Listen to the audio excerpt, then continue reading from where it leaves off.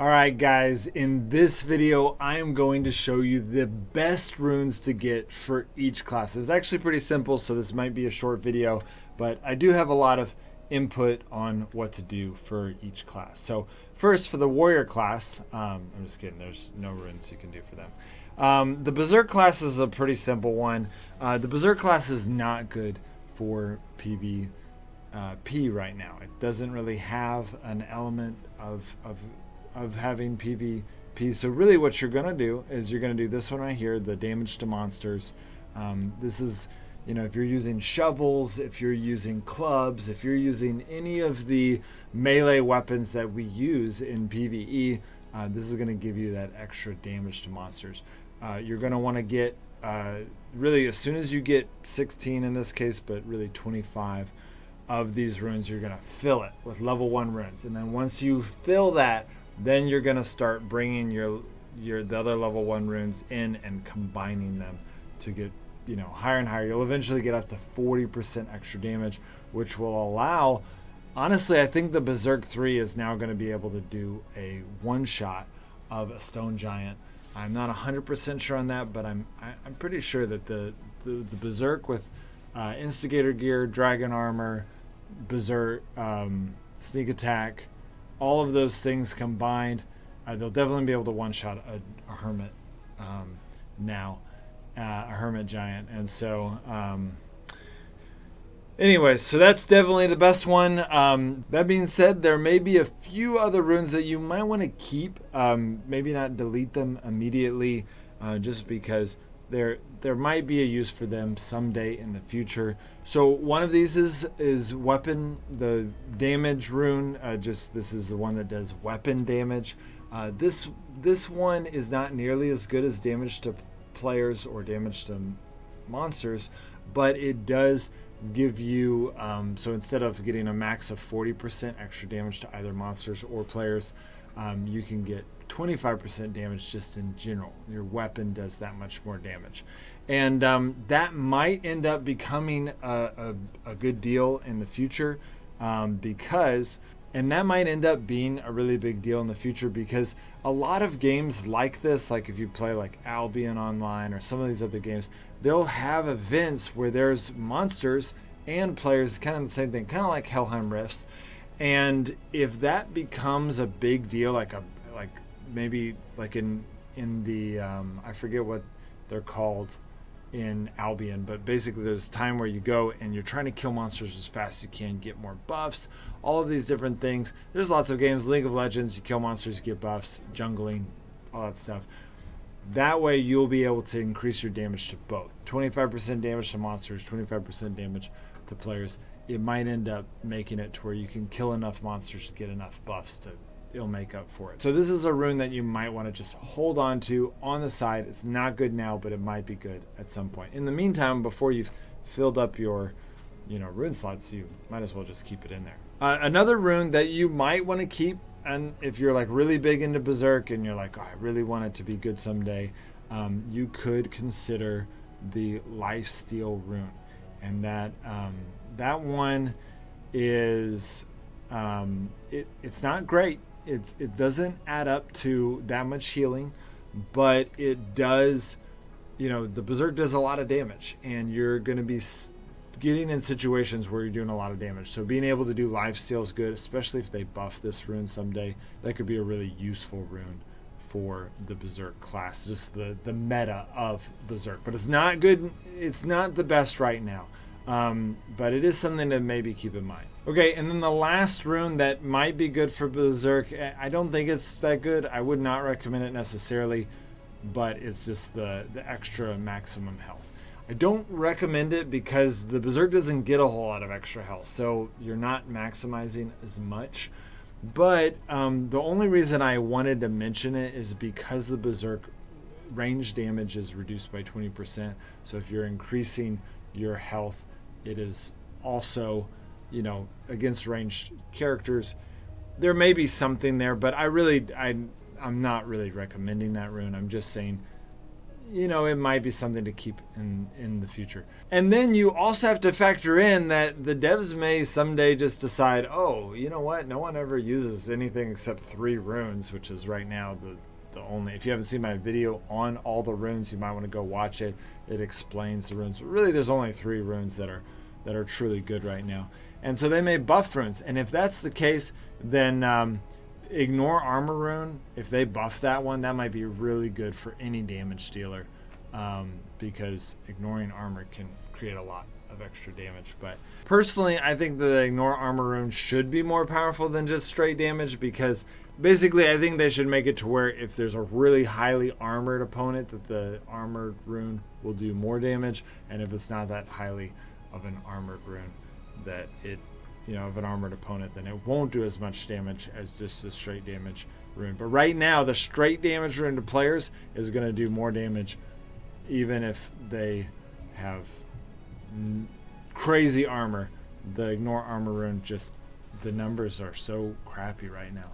It's just not going to add up. Then we got the Ice Mage. I don't actually recommend doing the Ice Mage. The Ice Mage is not that great of a class right now. It's really struggled.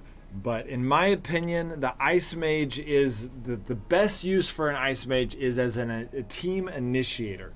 To be able to throw out that ice wall, divide the other team, root some people so that you can kind of get a kill. They've got a lot of health, plus 90 hit points.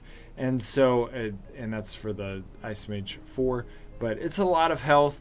And so I would say that the number one rune would be the plus 3% maximum health. That's how much it gets maxed out. That's going to give you, it's going to make you a really tanky mage. With the new armor that just came out, it's worth something to have that Ice Mage. But again, the Ice Mage is not that great. Damage rune, I would not recommend it. The Ice Mage is horrible for PvE.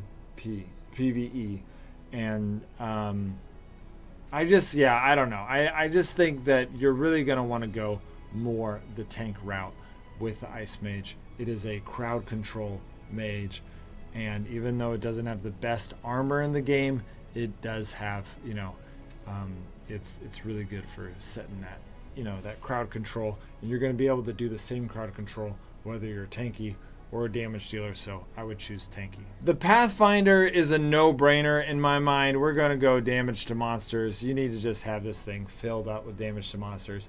If you're doing the 5-shot crossbow, the 5-shot crossbow is the key to doing the archives. If you guys have not seen the videos on doing the archives, bunching them up together, hitting them with that 5-shot crossbow, being able to do 40% extra damage to those guys is huge. So one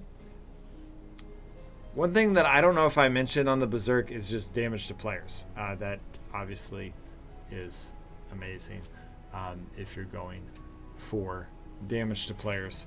But again, the Berserk is not that great for PvP right now, so I wouldn't necessarily recommend it. The healer is kind of a tricky one, because based on the meta of the healer, then I would say the Damage Reflect would be the best one, but the Damage Reflect numbers just don't look that good. They don't add up. So if they buffed it even just to basic, then I would say the Damage Reflect one.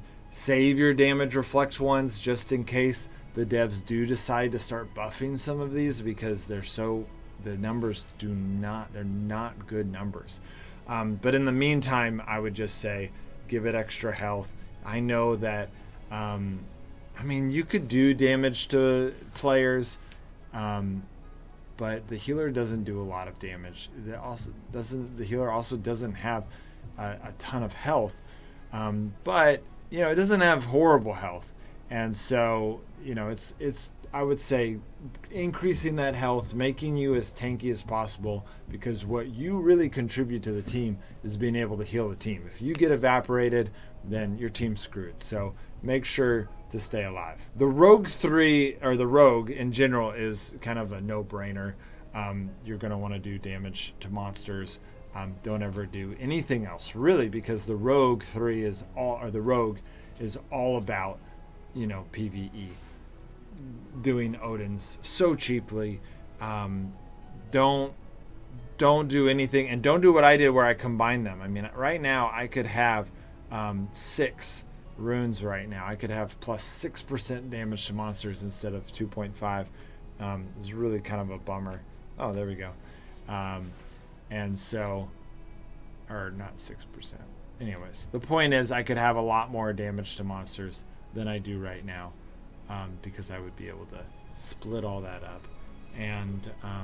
And then all this other stuff, just delete it. I mean, I don't see any of these, even if they buff these, there's really no purpose. You're never going to sneak attack something with armor. You don't need life steal for the rogue. The only thing you would ever need is damage to monsters. So this is a big one for, that was an easy one. The sharpshooter, you're just going to want damage to players, and as much damage to players as you can. I could see an argument for if they buffed the lifesteal one, that there could be some, you're stunning people a lot, you're slowing people a lot, being able to sometimes get hits when they can't get hits for you, so just being able to top off your health with lifesteal. But the lifesteal isn't good enough yet, so I would just stick with PvP or damage to players and get as much as you can. I would not say critical damage would be worth it.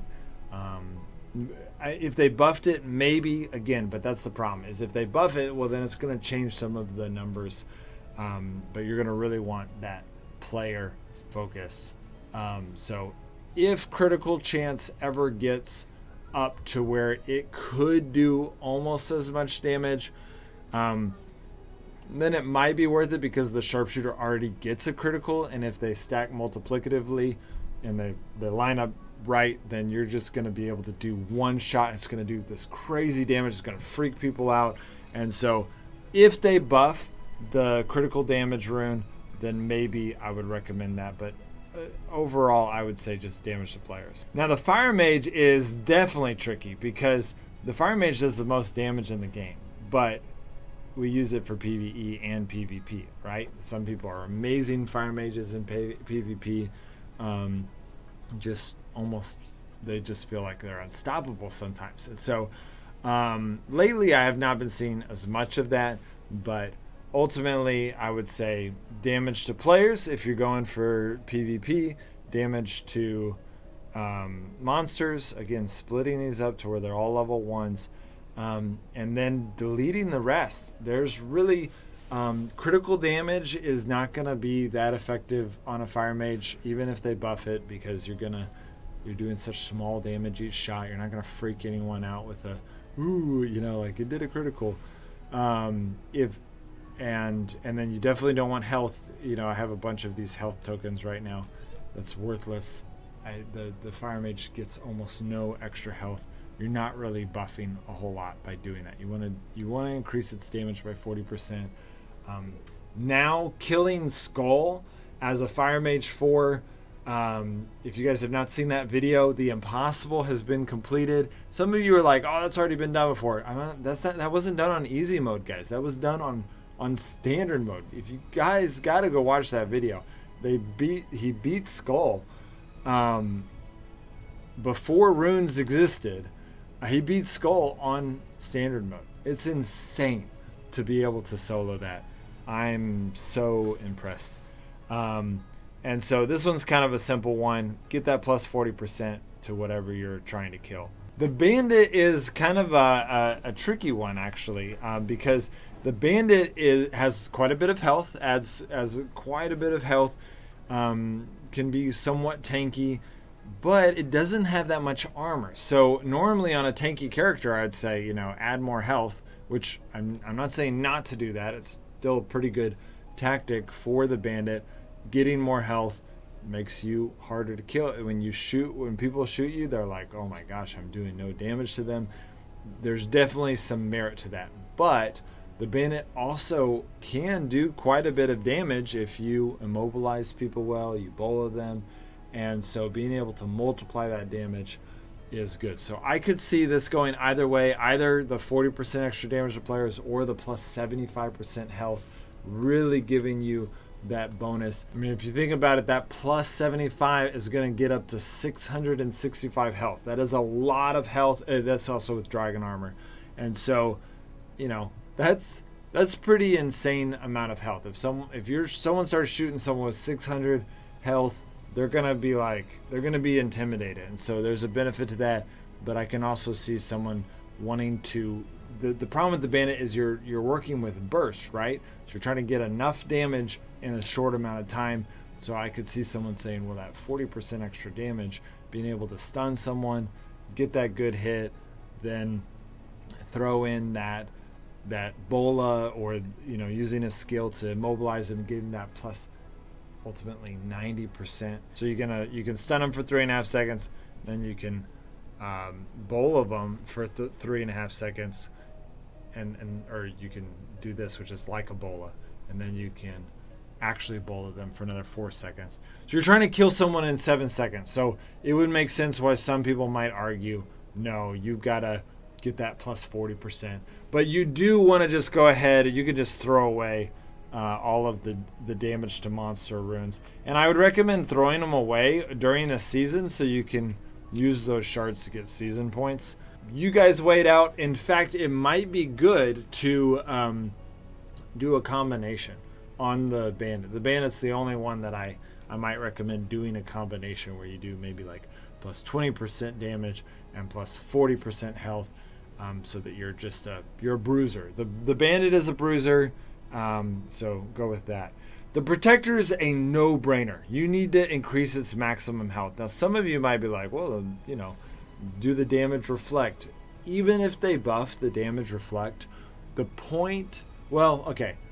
they buff the damage reflect, then that would be the other one to choose, right? Because you're going to taunt people, you're going to force them to attack you.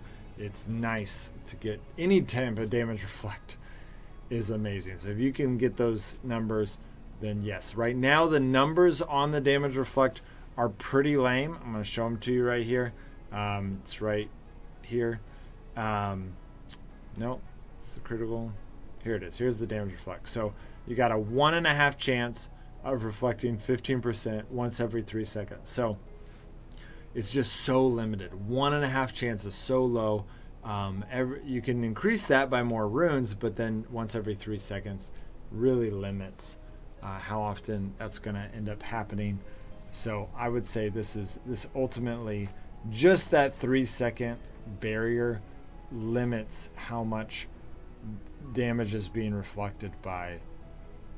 I mean, that reduces it by at least 1/3. Weapon attack speed is once every 1 second is kind of a slow attack speed. So we're talking about cutting that down to 3, so 5%. That's not that much damage that you're reflecting back, whereas you could be increasing your health by 3%. So, and you got to keep in mind, people melt tanks all the time. So to be able to take your 430 hit points and turn that into 750, and then you got to keep in mind, everything is, unless it's true damage, it's getting reflected by your shield, like a crazy amount of damage. You're going to be impossible to kill if you have 750 health, because, the exception of that, of course, is true damage, which melts you.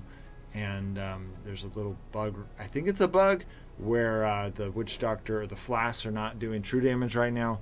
So, but the Firebow can still melt you. The Dragon Support Staff can still melt you. So I would say it's kind of a no-brainer. The Health Rune is 100% the best thing for the Protector. Though the Damage Reflect, I could see an argument for that if they buff it. If they haven't buffed it, it's not good yet. So just do the health for them. The Hunter is a little bit tricky, right? Because the Hunter ends up getting a lot of health, but also does a lot of damage. But in my mind, you've got that extra health. That's not really what you need to be maximizing. This is 100% you need to be going damage to player. You need to fill it out with damage to players. The Hunter, I think these runes are going to make the Hunter really powerful, because you're getting that. The Hunter doesn't have a lot of things to give them that extra damage. Okay, they're really an amazing class because they can outrun people. If someone dispels or if someone does any of those things, you can get away from someone. You have the mobility advantage. You can to hunt people down or to run away from people all the time. Very powerful class. By getting that plus 40% damage, you are evening the odds a little bit to some of these other classes that also do damage, and it's going to make the hunter really kind of shred the health. The hunter is able to do damage and then kind of run away and do damage, and so being able to do that extra damage, it just makes a big difference. So yeah, I would say all extra damage to players. The sorcerer is interesting because the sorcerer himself gets plus 20% to monsters, and so if you're going like for monsters, then I would say, well, yeah, that makes sense to go for. But when you put this thing down as a sorcerer 4, it doesn't say the number for sorcerer 4, or maybe it's supposed to.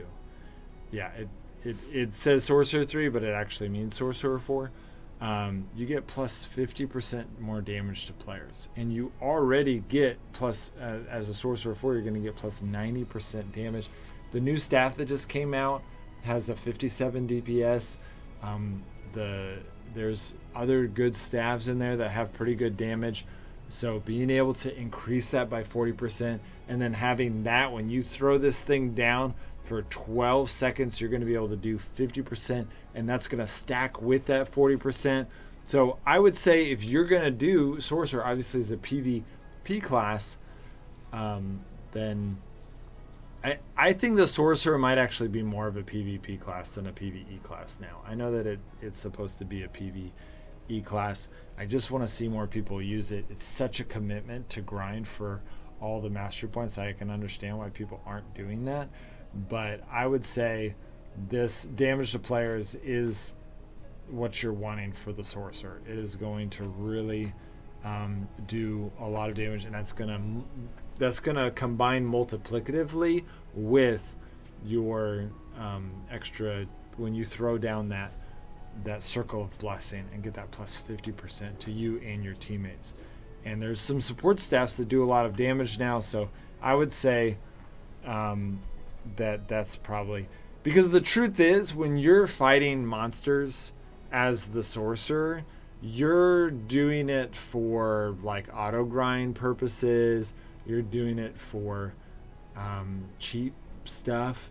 You don't need that extra damage. There's not like you're not gonna get that extra damage and be able to do more damage with the spear or the apprentice staff, or not the apprentice staff, the staff of what's it called?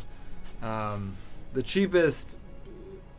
Okay, this is gonna really bother me. Staff of support. Wow, that was ridiculous. Okay, so you don't really care about getting a plus 40% extra damage to monsters with a staff of support, or a spear, which is usually what you're using when you're attacking monsters. Because you're going cheap, right? That's the point. So yeah, you could save a lot of wood and philosopher's or soul stones by doing that, by having that extra 40%. But really, I would say this is going to be damage to players or weapon damage. You could go weapon damage. That way you're getting it for both. But I really think damage to players, because the sorcerer really is the one support class that can both buff their team and can really shred someone and do a lot of damage to them. Okay, so the Thrasher's another kind of a complex one. The Thrasher does a lot of damage. It is, you've got that plus 30% damage to players with more than 50 health. That's a lot of, fight is the beginning of the plus 50% health. So you're getting a lot of that extra damage right away. Hit him hard, but you also get a lot of health as a Thrasher. It's definitely a bruiser type character. And so I would say this is similar to the Bandit. But a little bit different in the instead of stunning other people and immobilizing other people, which you do, you are stunning them to basically buy yourself more time. You're not stunning them for you to do more damage. You're not trying to get them. You're not trying to get that damage done really quick. If they're having trouble dying, like, you're getting that bonus as long as the fight is in its beginning stages. So I would say that just having more damage in general is going to give you that bigger burst in the beginning. It's going to scare people. I don't know. This is a hard one because also if you have a lot of health and they're like, I'm having trouble damaging you, and then, but yeah, I would say functionally on paper, it's going to be better to have 40% more damage to players, okay, as a Thrasher, because you already do a lot of damage. You're trying to kill them quick, but and you have a natural ability. Not only are you a little bit tanky, but you have the natural ability to stun them out of defense, right? And if you're stunning them out of defense, then you're able to heal up a little bit faster, stuff like that. And so if you can get more damage done on them so they're freaking out. That being said, sometimes the Thrasher, especially if you're not like a great player like me, if you're not like one of the best of the best, and you're going to end up getting bullet and sitting there and you can't dispel fast enough, then it might be good to get a ton of health because, like I said, the Thrasher gets a lot of health. I mean, we're talking about if you get all the health runes, you're going to get up to 612 health. So that's going to be pretty scary for and you also have to keep in mind you have heavy armor, so you have stronger armor in the game than a lot of these other classes. So it's going to be it's going to be scary. They put you in a bola and they shoot at you and they're like, wow, I'm not even budging his health. And it's going to give you security. So I would say if you're a really good player, go plus 40% damage to players if you're really good at PvP. If you're not as good, like you're okay, or if you're not good at all, then I would say increase your health by that 70. Get that over 600 health, because that's going to freak people out. The Illusionist is kind of a no-brainer. You're going to want to do the plus 40% damage to players. Your do damage, you already do extra damage to players. Just maximize it, multiply it. That's going to get you your numbers to kill them. You have some natural defenses. Throw up your clones. That allows you to heal. You can dart away, dart towards people. You've got mobility. I would say definitely get the 40% extra damage to players. If you guys do not know what I'm talking about, or you're like, I don't know what all the runes are, make sure to go watch my video explaining all the runes. Okay, so the Shaman is another kind of more confusing one. I'd say if you're playing with the team as a Shaman with like a duo or anything, and you're kind of designed to be tanky, then definitely get the plus 75% health. You already have a lot of extra health. You could really maximize that to almost 600 health. Actually over 600 health. You could get over 600 health, but more importantly, you have to keep in mind the passive of the Shaman is enemy players do 20% less damage to you. That's on top of the armor that you have. So the more health you have, that 20% applies to that too. So you're getting an extra 200 health. Well, now when they do that 200 damage minus 20%, that's 40. So it's really 200. So you're increasing by 200 health. It's actually more like increasing by like 250 health. Okay, so it really makes a big difference having that passive. That being said, if you are going for, if you're trying to do this as a PvP, you have stuns and you have fear, which is allowing you to have the freedom to heal when you want to and kind of choose when to fight. You really need to be able to pack on the damage. So if you're going as a solo Shaman, if you go into yeah, if you're doing solo shaman, you want that plus 40% damage to players.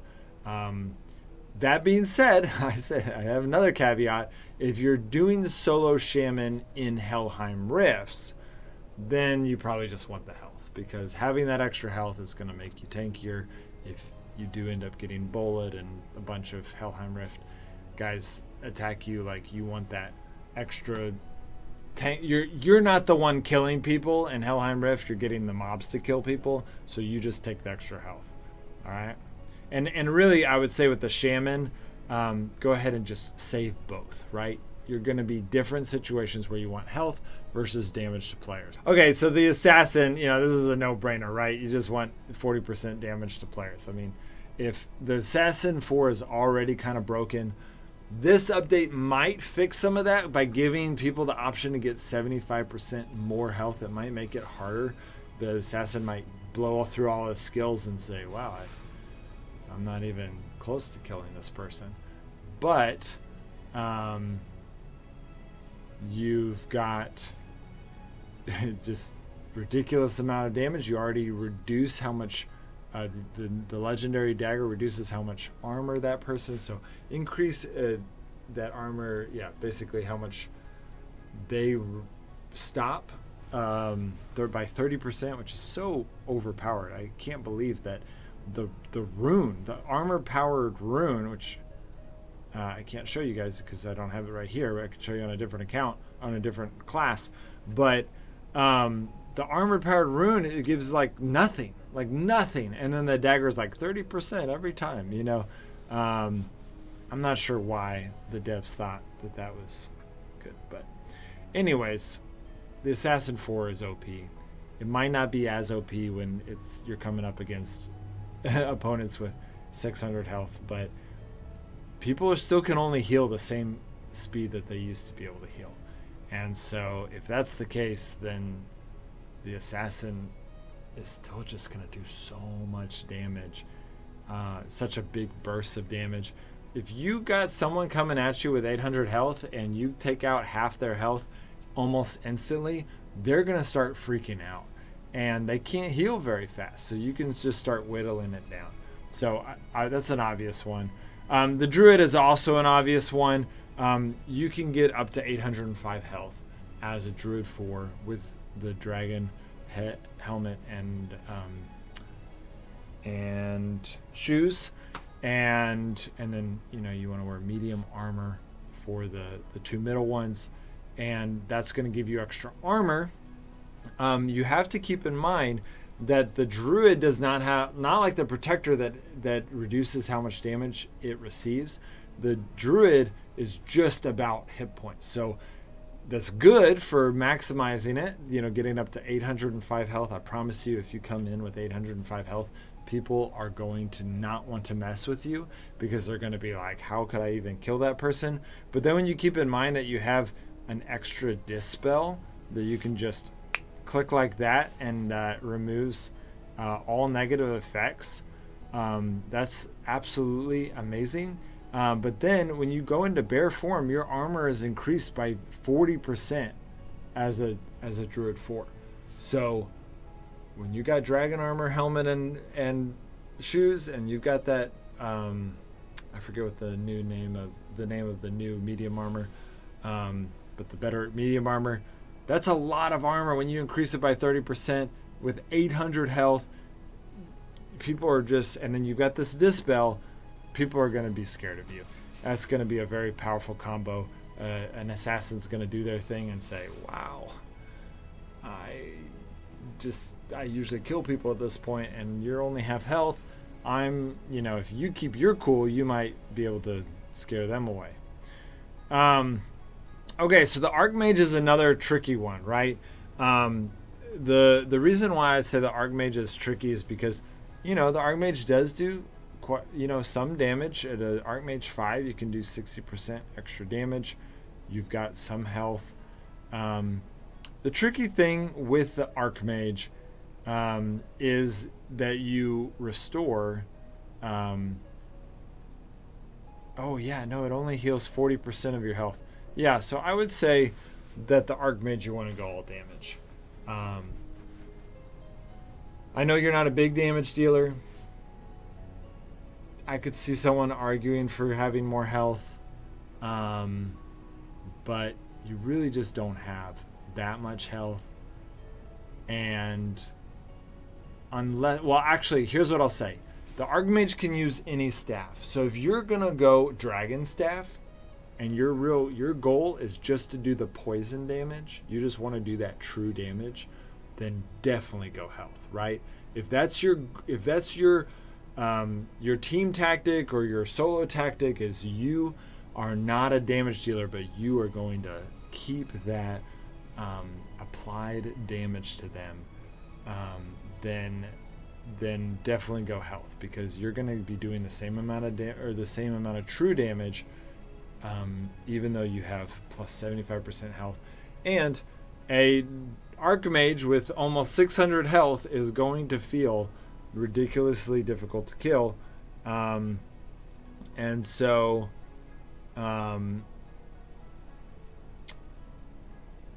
yeah, it's gonna, and they're gonna be working and whittling you down. There's a more likely chance that you'll be getting to that last little bit where y'all both have low health at the same time, and then you're gonna end up popping your shield and getting that 60% absorption with 40 hit points.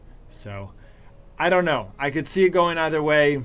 I'd say if you're with a team or if you're going Dragon Support Staff, and especially if you're with a team going Dragon Support Staff, like you're the Archmage Dragon Support Staff, and there you have like a Firebow on your team, and like a Fire Mage, like you got other damage dealers, and you're just kind of the cloaking people and making people turn into chickens, then you're going to want to go tankier, make it harder to kill you.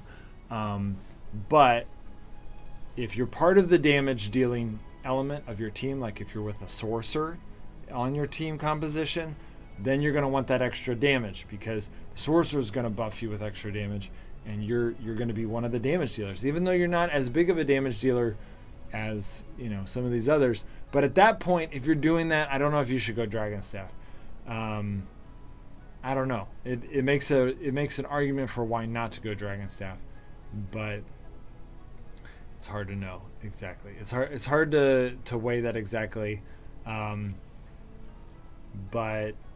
yeah. So I would lean towards extra health, but this one's a harder one to know. Okay, so the Witch Doctor, in my mind, this is a no-brainer. You want extra health, okay? The Witch Doctor is tanky. You've got heavy armor. You're letting your flask do the work for you. Get that plus 75% health. You're going to end up having, almost 700 health, I think. Maybe, yeah, I'd say, no. Yeah, 650 plus health. That's a lot of extra health. And then you're healing, but remember, your most damage is that pulling up those stacks, and I'm not 100% sure. I think it's a bug. Actually, here's why I'm almost positive it's a bug, because that flask damage does not get increased by this. Like when I was a Witch Doctor with plus 30% flask damage, that those stacks don't get the plus 30% damage. So that's why I think it's a bug. I'm sure Kafir will fix it, and then it'll be true damage again.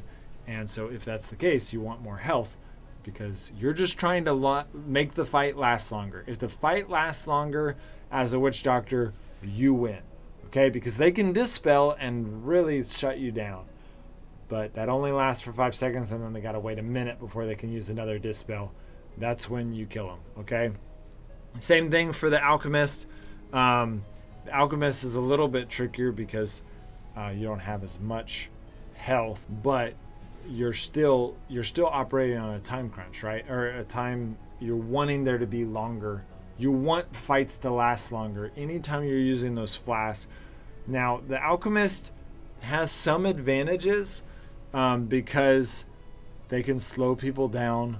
They can kind of get those stacks earlier, try to force a fight faster. They also have this extra long throw, but you can see here that the long throw does decrease the initial damage of the flask by 10%, which means that if you increased it by 40%, that would now be decreasing that your whole 140% by 10%, so it'd be 14. It would reduce it quite a bit, whereas if you just increase your health, you're not focusing on how much damage you're trying to do initially. You're trying to build up those stacks and allow that reoccurring true damage to end up killing that person. So that is all of the classes and the best runes to use it. If you guys have, again, if you have not seen the rune video I made, it talks about all the different runes, but that's it. Those are the things you want to do, because really there's only 3 runes that are really powerful right now. Some might get buffed later, and so that's why I tried to give you some ideas on, oh yeah, this might be good if they buff it. But until they buff it, it's really just damage to players, damage to monsters, and extra health. All right, guys, I'll see you next time.